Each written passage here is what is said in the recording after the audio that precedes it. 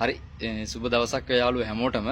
එතකොට මේ අපි එදා වීඩියෝ එකේ පෙන්වනා වගේම සම්පූර්ණ අපේ කුඹුරෙම මේ නියර බැඳලා ඉවරයි මේ වෙනකොට. එතකොට දැන් තියෙන්නේ අපිට පෝරු ගාන්න සහ බීජ වැපිරීම.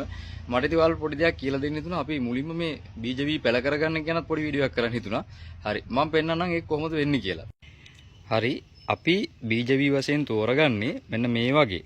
මේ සහතික කරන ලද බීජ තමයි අපි තෝරගන්නේ. එතකොට මේ වර්ගයේ බීජ 366 කියන වර්ගය. එතකොට ගොඩක් කට්ටිය දන්නේ නාඩු සම්බා ඔය දෙක විතරයි. නමුත් මේ බීජ ප්‍රභේද තියෙනවා. එතකොට ගිය පාර අපි වැඩ කරේ 378 කියන එක. ඒකත් නාඩු එකක්. එතකොට මේ තියෙන්නේ 366 කියන බිත්තර වී වර්ගය තමයි මේ තියෙන්නේ. එතකොට මුලින්ම මේවා එන්නේ කිලෝ 20.5 වගේ උරවල එන්නේ. ඒ කියන්නේ අපි කියන්නේ වී බුසලක් කියලා කියන්නේ. ඒතර මෙතන තියෙනවා ඒ වගේ උර 6ක් තමයි මේ පොඟන් දාලා තියෙන්නේ. එතකොට මුලින්ම කරන්නේ මේ බීජ වී අරගෙන මේ වගේ පොඟන් දානවා. ඒතර ඊයේ දවස් තමයි මේවා දැම්මේ. ඒ කියන්නේ දැන් අද වෙනකොට දවසක් මේවා මේ වතුරේ තිබිලා තියෙන්නේ. එතකොට මේ අපි මුලින්ම මේ ඇත්තට මේ බිත්තර වී කියන්නේ අපි නම් ගොඩක් දේවත්වයෙන් සලකන දෙයක්. ඒ කියන්නේ අපි මේ බිත්තර වී පොඟන්න පවා දාන්නේ වැඳලා. ඒ තරමට අපි මේ බිත්තර වී වලට ගරු කරනවා. එතකොට මේ තියෙන්නේ දවසක් එහෙම පොඟන් දාලා තව ඉස්සරහට මේකේ තියෙනවා ගොඩක් වැඩපිළිවෙල ටිකක්. කියන්නේ කුඩු ලොකෝ ප්‍රොසෙස් එකක් තියෙනවා මෙතන. හරි මම ඒක ඩිංග ඩිංග ඔයාලට පෙන්නන්නම්. හරි අද දැනට මේ කරලා තියෙන්නේ ඊයේ දවසේ පොඟන් දාපු වී තව මේ තියෙන්නේ. හරි ඒ කියන්නේ මේ දවසක් වතුරේ තිබ්බ ඒ කියන්නේ දවසක් අපි පොඟන් දාලා තිබ්බ මේ බිත්තර වී ටික දැන් මේ කරන්නේ ගොඩ තියෙනවා කියලා තමයි මේකට කියන්නේ. ඒ කියන්නේ අර මලු වලට දානවා. ඒ කියන්නේ ගොඩ තියෙනවා කියලා තමයි මේකට කියන්නේ. ඒ කියන්නේ මේ අර දවසක් පෙඟෙන දාලා තිබ්බ විතර වී ටික හොඳින් හොද ඒ කියන්නේ අර වතුරෙන් හොඳට හොද තමයි මේ මලු වලට දාන එක කරන්නේ. තා චූටි වැඩ ටිකක් තියෙනවා ඉස්සරහට. ඒ ටිකත් ඔහොම පෙන්නන්නම් බලන්න අද.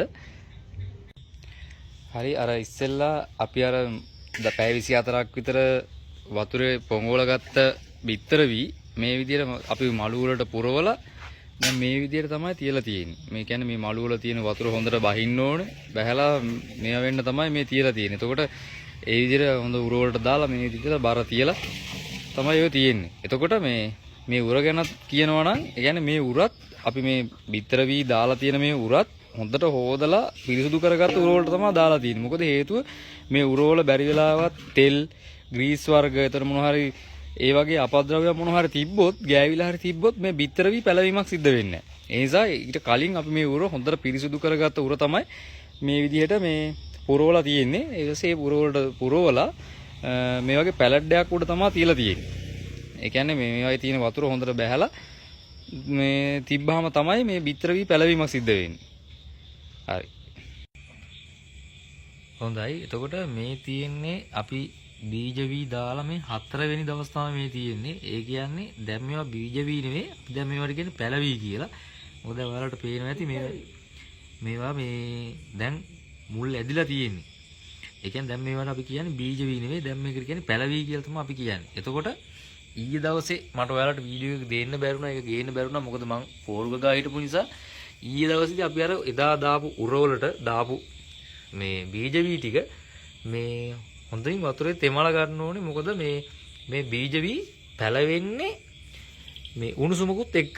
එතකොට මේ උණුසුම වැඩි වුණොත් මේ බීජ වී පැලවීමක් සිද්ධ වෙන්නේ නැහැ. ඒ නිසා අපි ඊයේ දවසේ අර මලු ඇතුළෙම තියේදී මලු වලට හෝස් එකක් දාලා මේ හොඳින් වතුර ගහලා මේ ඒක හොද ගන්නවා. ඒ කියන්නේ රස්නේ පිට වෙනකම් අපි ඒ වී මලු හොද ගන්නවා.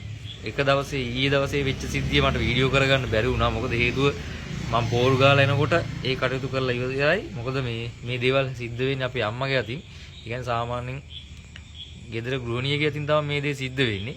ඒ නිසා ඒක මට වීඩියෝ කරන්න බෑ. ඒතර මේ තියෙන්නේ අද 4 වෙනි දවස පැලවි. ඒතර මේකට මේ දිරීරනාශකයක් මේකට ගහලා තියෙන්නේ. මොකද මේ බීජ වී වලට දිරීර ආසාදන එන හින්දා. හරි. එතකොට තමයි හෙට දිනේ තමයි අපි සිද්ධ කරන්නේ මේක මේ වී වැපිරීම මේ පැලවි වපුරන එක.